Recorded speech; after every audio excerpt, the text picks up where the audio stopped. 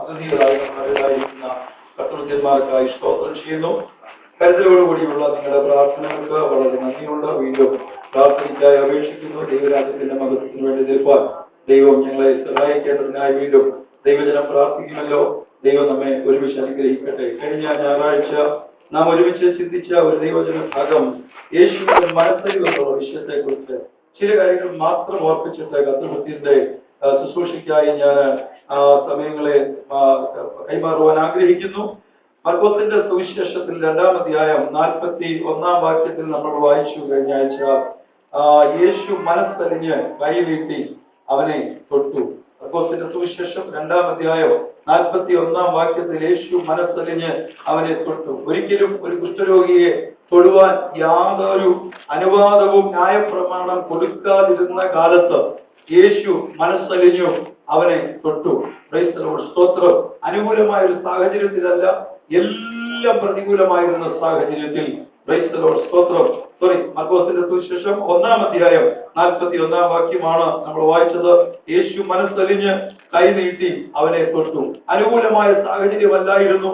കാരണം ന്യായപ്രമാണം പറയുന്ന എല്ലാ പരിമിതികളുമായി വിരൽ ചൂണ്ടിക്കൊണ്ട് നിൽക്കുന്ന പരീശന്മാരുടെയും ശാസ്ത്രിമാരുടെയും മധ്യത്തിൽ അവൻ എന്താ ചെയ്യാൻ പോകുന്നതെന്ന് വളരെ ഗൗരവമായി വീക്ഷിച്ചുകൊണ്ടിരിക്കുന്ന പ്രിയപ്പെട്ടവരുടെ മധ്യത്തിൽ ഒരിക്കലും അതൊന്നും വിഷയമാക്കാതെ, അതൊന്നും മുഖവിലക്കെടുക്കാതെ യേശു ന്യായപ്രമാണത്തെ നീക്കുവാനല്ല, ന്യായപ്രമാണത്തെ നിവർത്തിക്കാൻ വന്നവൻ എന്നുള്ള നിലയിൽ അവൻ ന്യായപ്രമാണത്തിന്റെ അതിർവരമ്പുകൾ അപ്പുറേക്ക് കാലടി വെച്ചു. അതുകൊണ്ട് എന്ത് ഗുണമുണ്ടായി?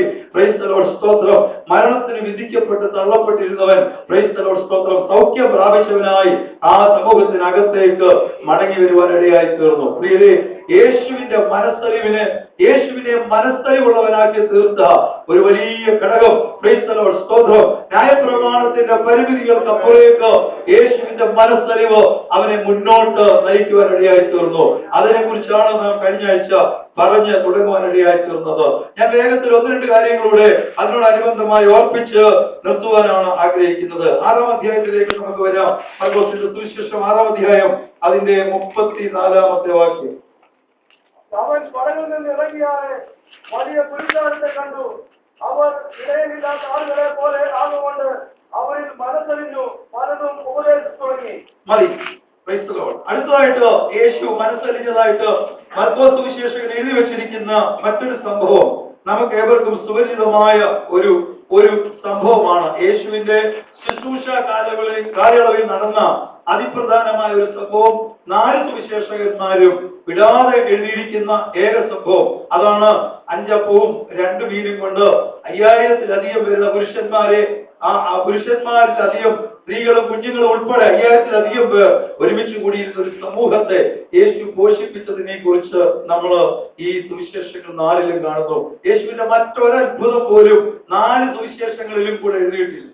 ചിലപ്പോൾ 3 സുവിശേഷങ്ങളിലേ കാണത്തുള്ളൂ, ചിലപ്പോൾ 2 സുവിശേഷത്തിലേ കാണത്തുള്ളൂ, ചിലപ്പോൾ 1-ലേ കാണത്തുള്ളൂ.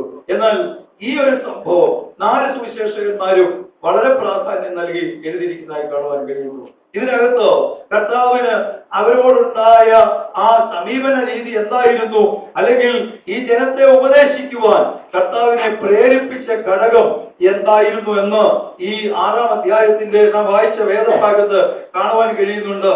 എന്താണ്? അവൻ പടകിൽ നിന്ന് ഇറങ്ങിയാറെ വലിയ പുരുഷാരത്തെ കണ്ടു. ഉടനെ യേശുവിന്റെ ഹൃദയത്തിൽ പൊന്തി വന്ന വികാരം എന്തായിരുന്നു എന്നവൾ എഴുതിയിരിക്കുന്നു. അവർ ഇടയനില്ലാത്ത ആടുകളെ പോലെ ആകെകൊണ്ട് അവരിൽ മനസ്സലിഞ്ഞു. Praise the Lord. ഇതിന്റെ ആഴമേറിയ അർത്ഥങ്ങളിലേക്ക് പോകുവാൻ സമയം വളരെ കണ്ടെത്തേണ്ടിയിരിക്കുന്നു. പിന്നീട് ശാന്തമായി നിങ്ങൾ പഠിക്കുകയും മനസ്സിലാക്കുകയും ചെയ്യുവാൻ ഞാൻ ഓർപ്പിക്കുന്നു. അതായത് യേശു ഭൂമിയിലേക്ക് വന്നത് തന്റെ ഹൃദയത്തിലെ രക്തത്താൽ ഒരു സഭയെ വാർത്തെടുക്കാൻ വേണ്ടി. സഭ എന്നുള്ളതിനെ കുറിച്ച് ഇന്നലെ ആത്മീയ വർദ്ധനവിനെ കുറിച്ച് ഒരു കർത്തൃഭൃത്യൻ ഇവിടെ പ്രസംഗിച്ചപ്പോൾ വളരെ ആഴത്തിൽ ചില ദൂതുകൾ കേൾക്കുവാൻ ഇടയായി തീർന്നു. Praise the Lord. സ്തോത്രം.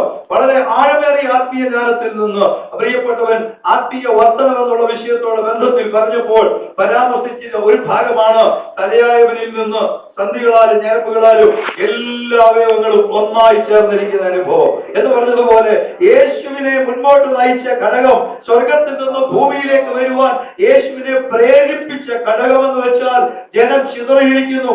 ഒരു ശരീരമായിരിക്കേണ്ട ജനം. ന്യായപ്രമാണം ദൈവം നൽകിയത് ഇവരെ ഒന്നാക്കാൻ വേണ്ടിയാ. എന്നാൽ യേശു ഭൂമിയിലേക്ക് വന്ന് നോക്കിയപ്പോൾ, ആത്മദൃഷ്ടിയോട് നോക്കിയപ്പോൾ, ചിതറിയിരിക്കുന്നവരായി കണ്ടിരിക്കുമ്പോൾ കർത്താവിന്റെ കാര്യം മനസ്സിലായി. താൻ തന്നെയും തന്റെ ശരീരമാകുന്ന ഒരു സഭയെന്നുള്ള ഒരു വ്യവസ്ഥയിലേക്ക് ജനം വരണമെങ്കിൽ ഇവരൊന്നായി ചേർന്നെങ്കിലേ പറ്റുകയുള്ളൂ. ഒരുമിച്ച് ചേർന്നെങ്കിലേ പറ്റുകയുള്ളൂ. ഹല്ലേലൂയ. കഴിഞ്ഞ ദിവസങ്ങളിലെന്നോ ആരോ ദേവദാസന്മാർ നമ്മുടെ സഭയിൽ വന്ന് ശുശ്രൂഷിച്ചപ്പോൾ വെള്ളിയാഴ്ചത്തെ ശുശ്രൂഷയിൽ ഓർപ്പിച്ചതുപോലെ തന്നെ ഒരവയവും ശരീരത്തിൽ നിന്ന് ഹല്ലേലൂയ സ്തോത്രം 1 സെന്റിമീറ്ററെങ്കിലും വേർപെട്ടിരുന്നാൽ അത് പിന്നെ ജീവനില്ലാത്തതായി തീരുകയാണ്. അങ്ങനെയെങ്കിൽ ഇന്ന് രാത്രി ഞാൻ പറയട്ടെ, യേശുവിന്റെ മനസ്സിൽ എന്തിനു വേണ്ടിയാണ് വേർതിരിഞ്ഞിരിക്കുന്ന, വേർപെട്ടിരിക്കുന്ന, ചിന്നിയിരിക്കുന്ന, ചിതറിയിരിക്കുന്ന അനുഭവങ്ങളെ കണ്ടുകൊണ്ട് ഇന്ന് രാത്രി യേശു മനസ്സറിഞ്ഞിട്ട് നമ്മെ ഒന്നാക്കി തീർക്കാൻ, ഒരുമിച്ച് ചേർക്കാൻ, ഒന്നാക്കി തീർക്കാൻ, ഒരേ അനുഭവത്തിലേക്ക് കൊണ്ടുവരുവാൻ, ഒരേ ജീവരക്തം നമ്മുടെ ശരീരത്തിന്റെ എല്ലാ ഭാഗങ്ങളിലൂടെയും സഞ്ചരിക്കുന്നത് പോലെ ദൈവസഭയെ ഒന്നാക്കി തീർത്ത് നിർത്തിക്കൊണ്ട് ആ ശരീരത്തിന്റെ പ്രവൃത്തി തികച്ചെടുക്കാൻ ദൈവത്തിന് ആഗ്രഹമാണ്.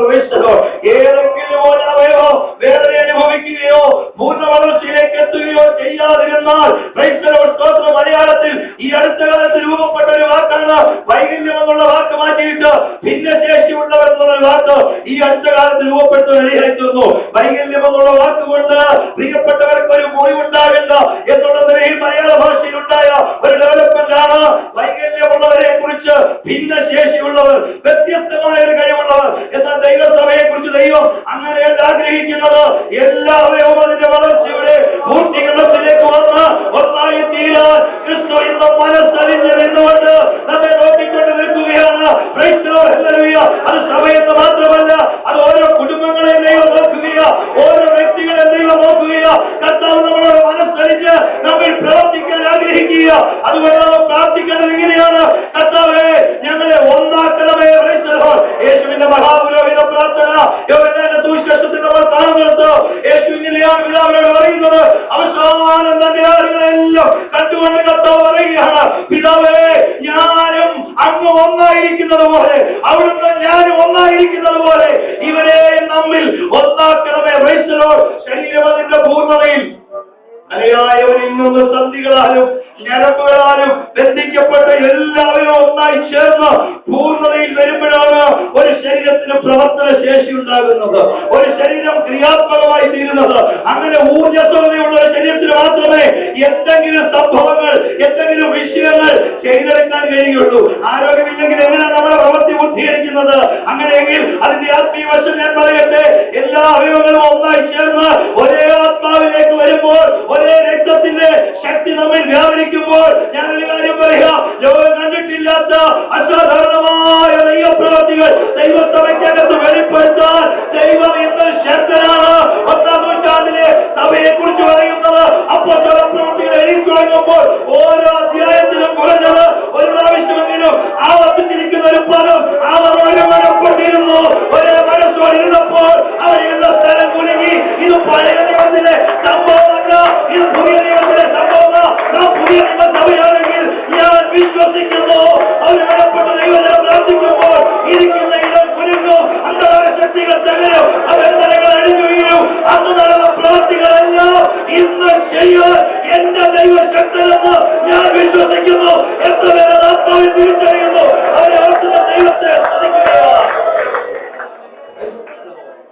കർത്താവ് അതിനുവേണ്ടി മനസ്സരിവോട് നോക്കി നിൽക്കുകയാണ്. പുരുഷാരം തന്റെ അടുക്കിലേക്ക് വരുന്നത് കണ്ടപ്പോൾ അവരോട് മനസ്സലിഞ്ഞ് അവർ ചിഹ്നവരായിരിക്കുന്നത് കണ്ട്, ചിതറിയവരായിരിക്കുന്നത് കണ്ട് കർത്താവിനെ മുന്നോട്ട് നയിച്ച പ്രചോദന ശക്തി എന്ന് പറയുന്നത് അത് മനസ്സലിവായിരുന്നു. ആ മനസ്സലിവിലാണ് കർത്താവ് അത്ഭുതങ്ങൾ ചെയ്തത്. ഒരിടത്തും തന്നെ വെളിപ്പെടുത്താൻ കർത്താവ് അത്ഭുതങ്ങൾ ചെയ്തിരുന്നു. ഒറ്റയൊരുത്തും കർത്താവ് ഇന്നലെ ചെയ്ത അത്ഭുതം പിറ്റേ ദിവസത്തെ വേദിയിൽ ആവർത്തിച്ച ഒരൊറ്റ ചരിത്ര ദിവസത്തിനില്ല. ഇന്ന് കാണുന്ന പല പ്രവണതകളും കാണുമ്പോൾ എനിക്ക് വളരെ ദുഃഖം തോന്നാറുണ്ട്. എന്റെ ദൈവസ്ഥിതിയിൽ നിന്ന് നിലവിളിപ്പിടാറുണ്ട്.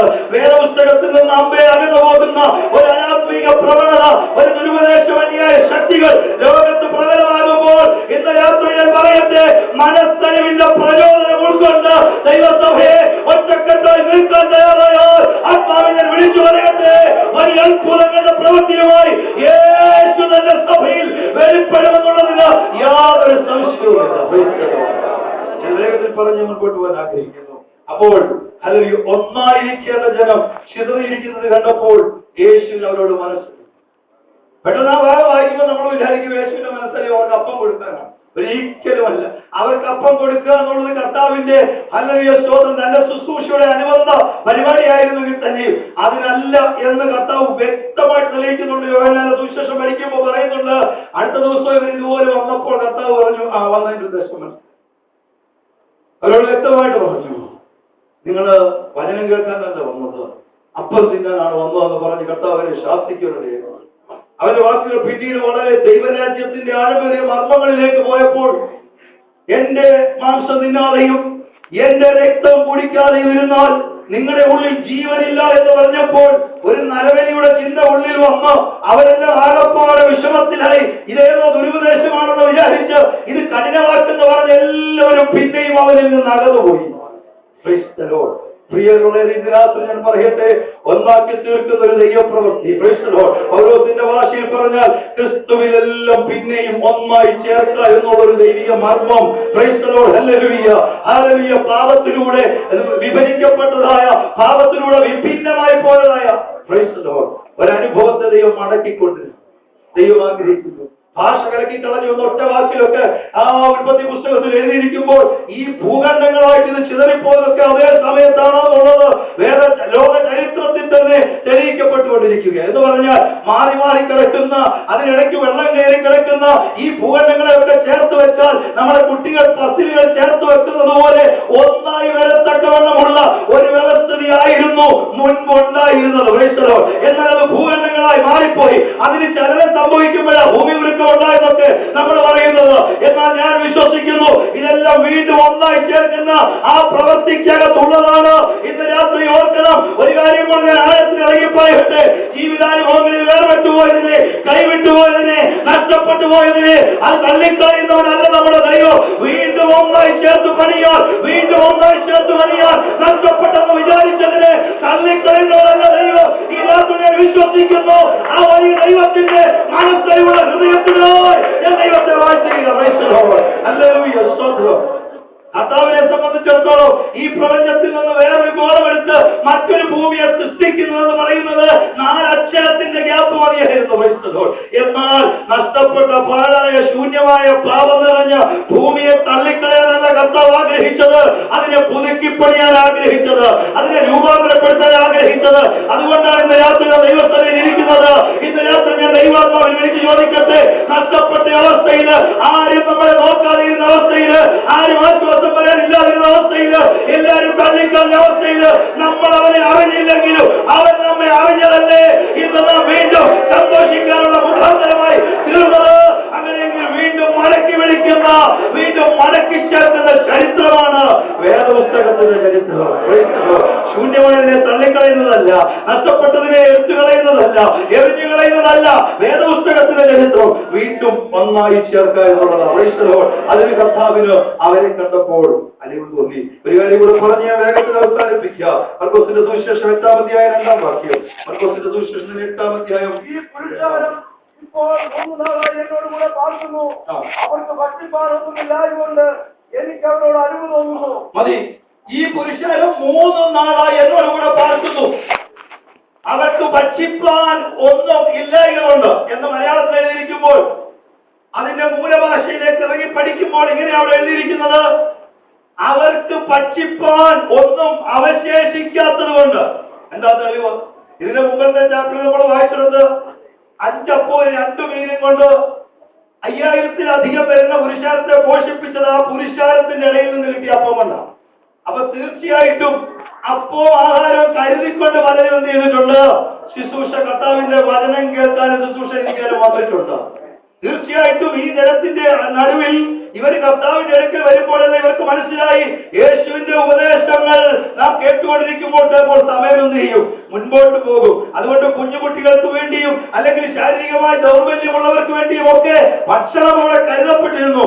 എന്നാൽ 3 നാളായപ്പോഴത്തേക്ക് അവരുടെ കരുതലുകളൊക്കെ എന്ത് ചെയ്തു, തീർന്നു. ഹല്ലേലൂയ.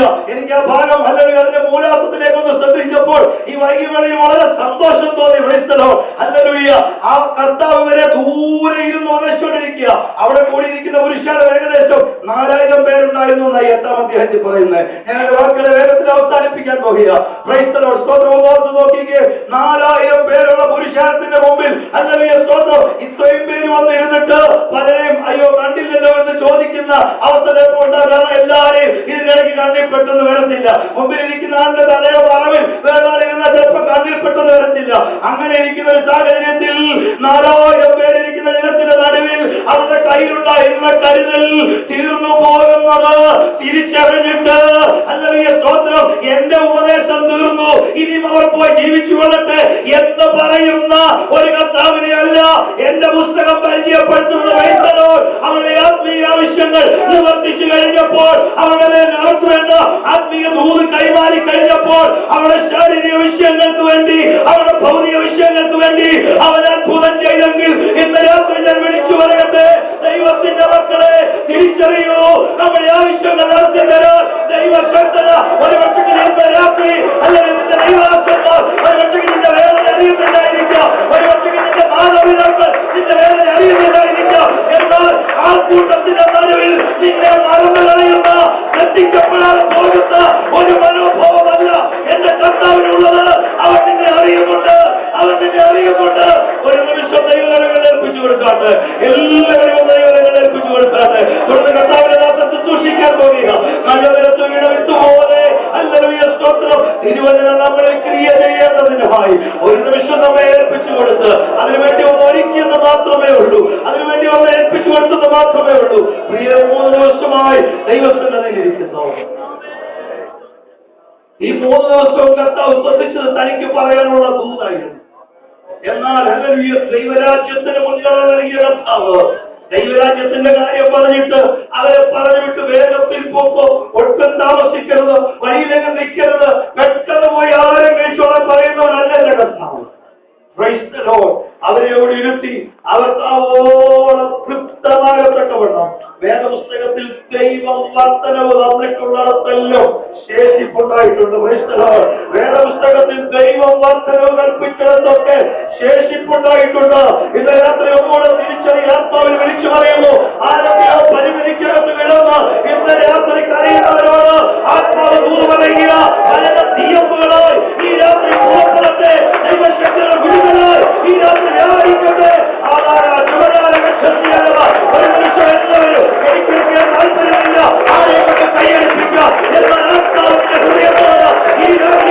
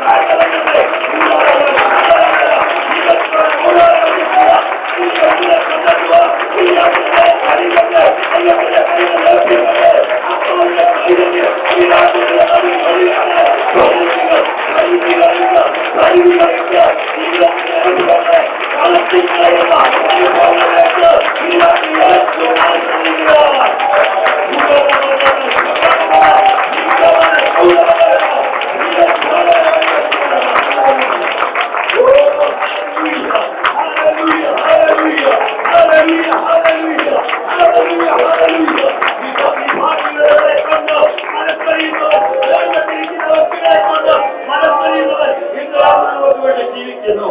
ന്യായപ്രമാണത്തിന്റെ അതിർവരമ്പുകളെ കണ്ട് മനസ്സറിയുന്നവൻ ഇന്ന് രാത്രി നമ്മളെ തൊടാൻ ശക്തനാണ്. ഒടുവിലായി പറഞ്ഞ